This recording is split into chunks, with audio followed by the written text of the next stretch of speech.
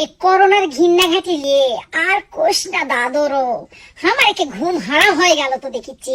হ্যাঁ, আমার ওই ছোট স্যাংরাটার কথা মনে হচ্ছে।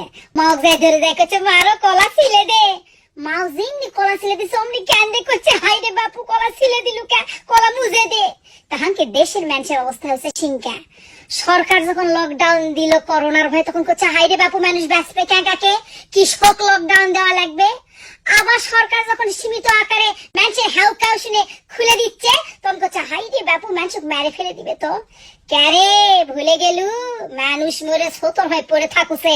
ওদের দেখ প্রশাসন ছাড়া কেউ যাচ্ছে না, লিজের লোকরা পেলে চলে যাচ্ছে।